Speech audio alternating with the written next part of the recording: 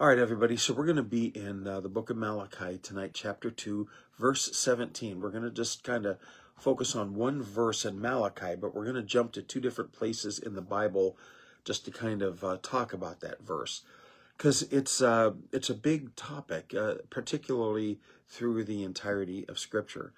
And it can be summarized in this. I remember when I was in seminary, they cast it this way. Why do the wicked prosper? Why do the heathen rage? Is the biblical way of saying it. Why do the bad people seem to do well? And that's kind of what we're going to look at here in Malachi. So Malachi chapter 2, verse 17, we read, "You have wearied the Lord with your words. Yet you say, how have we wearied him? In that you say, everyone who does evil is good in the sight of the Lord, and he delights in them. Or, where is the God of justice?" So you see the question that they're asking. They're seeing wicked people prosper in the kingdom. And they're saying, what's going on here?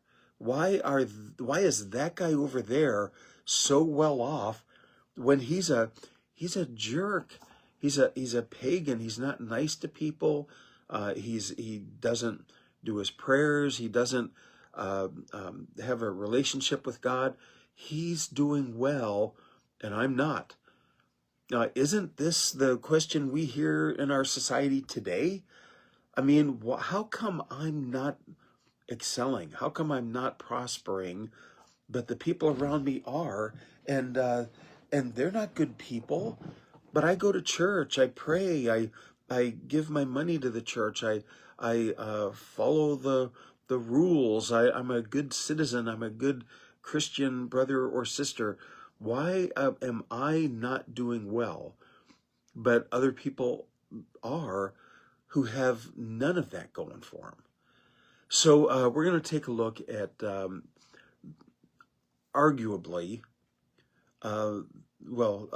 arguably the two greatest figures in the Bible, King David and Jesus. No argument about Jesus, okay? But King David, you could throw Moses out there, Elijah, the Apostle Paul, but arguably King David and Jesus, the two central figures, one of the Old Testament, one of the New Testament, although both testaments really are about Jesus.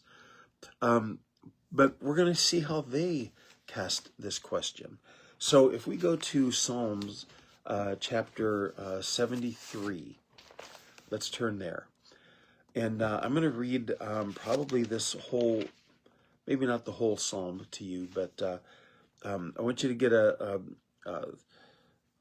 sense of this. And, I've already said it's David. It's not. It's Asaph wrote Psalm 73. So my apologies for misleading you there. Asaph wrote many of the Psalms. David wrote about 75 of the Psalms, and that's an estimate number. That's not don't write that down. That's a number, approximate number. But Asaph was a significant writer of the Psalms as well. And here's what Asaph writes in the book of Psalms. "Surely God is good to Israel and those who are pure in heart. But as for me, my feet came close to stumbling. My steps had almost slipped. For I was envious of the arrogant, as I saw the prosperity of the wicked. For there are no pains in their death, and their body is fat. They are not in trouble as other men, nor are they plagued like mankind. Therefore pride is their necklace, and the garment of violence covers them. Their eye bulges from fatness. The imaginations of their heart run riot. They mock and wickedly speak of oppression. They speak from on high. They have set their mouth against the heavens, and their tongues parade through the earth. Therefore his people return to this place, and waters of abundance are drunk by them. They say, how does God know? And is there knowledge with the Most High?" In other words, he's saying, God doesn't know what we're doing. We can get away with whatever we want. He's casting a truly wicked person, somebody who who does whatever it takes to get ahead in this world. Now, let's just read on, and we're going to kind of land in verse 17. But he says, "Behold, these are the wicked, and always at ease. They have increased in wealth. Surely in vain I have kept my heart pure and washed my hands in innocence, for I have been stricken all day long and chastened every morning." In other words, the wealthy, they pursue wealth and they succeed. But I keep my heart pure, and I try and do the right thing. But it just seems like my life is constant chastening and pain and sorrow, and his life or her life is just do whatever we want and we get away with it. This is what the people of Israel are saying in Malachi, isn't it?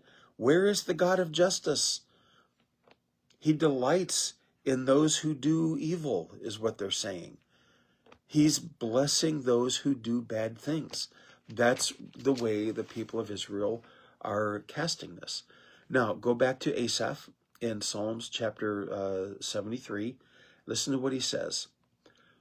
This is verse 16. When I pondered to understand this, it was troublesome in my sight. So he's been staying up late at night thinking about this, that why is it this way? Why does God seem to bless those who are the most rebellious, the most obstinate, the most wicked among us? And then he says this, until I came into the sanctuary of God, then I perceived their end. In other words, if we let our imaginations get carried away, listen to how Asaph writes this in verse 21. When my heart was embittered and I was pierced within, then I was senseless and ignorant. I was like a beast before you. Nevertheless, I am continually with you. You have taken hold of my right hand. With your counsel you will guide me, and afterward receive me to glory. Whom have I in heaven but you? And besides you, I desire nothing on earth. So this is the case that Asaph puts before God, that I almost let my feet slip. I almost fell into this trap of thinking that God doesn't care about me, that God seems to bless people who do evil. Like all my work, all my trying to obey him and follow him has gone to waste. None of it seems to count. Well, this is kind of what Jesus sees in Matthew chapter 23 when he casts his woes upon the Pharisees and the Sadducees. The scribes and the Pharisees have seated themselves in the chair of Moses. Therefore, all they do and tell you, observe, but do not do according to their deeds. For they say things and do not do them.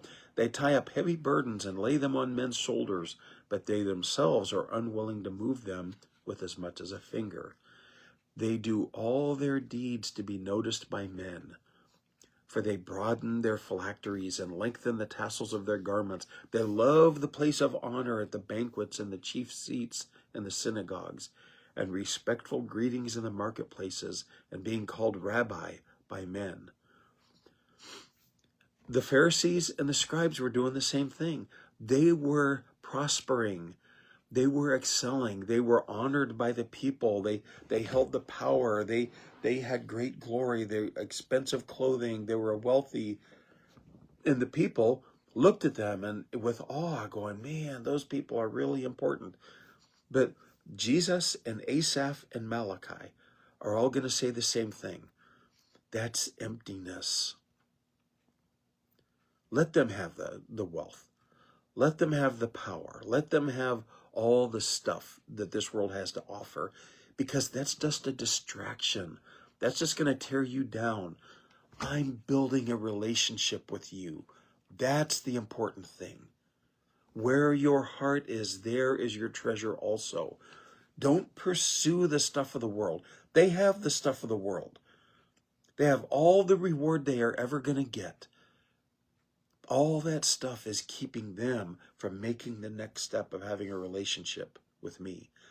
I'll never forget in the movie God's Not Dead. I love this scene. The main character of the movie is a college professor, and he is proud. He's proud of himself. He's made his mark. He's smart. He's prospering as a professor. He's got power and authority over his students, and he's well respected on campus. He's got all the stuff that the world has to offer. But his mother is dying in their nursing home. And his sister says, go visit her. And he doesn't want to visit his dying mother. He's busy. He's got a pretty girlfriend, a life that he loves. He's got authority and power. You know, he's wielding it wherever he goes. And then he goes and visits his mother.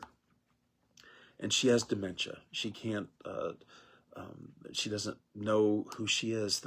Her nurse feeds her chicken every day.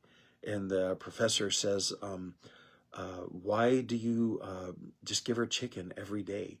And the nurse says, because that's her favorite food. She doesn't remember what she had yesterday or earlier, you know.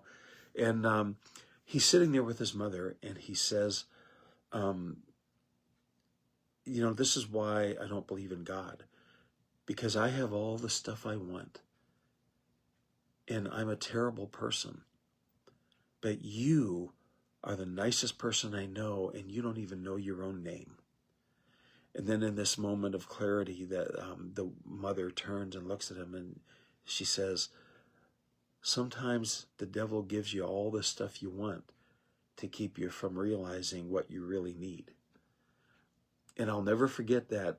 That's such a poignant way of putting it, that it's a trap.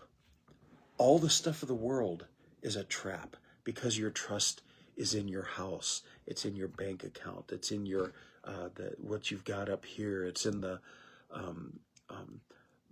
authority, the job title, the way people talk about you and look at you.